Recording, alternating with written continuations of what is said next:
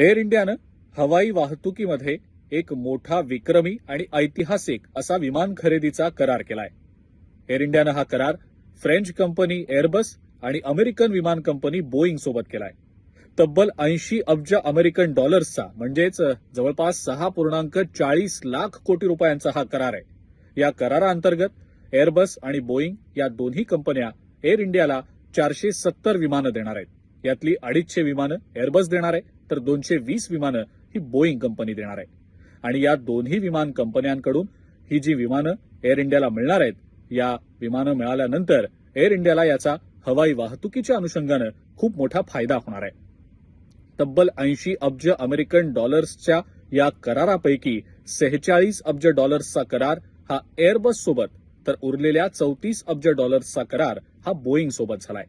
या करारानंतर भारतीय हवाई वाहतूक क्षेत्रात एक मोठी क्रांती एअर इंडिया घडवून आणेल असा विश्वास तज्ज्ञ व्यक्त करतायत.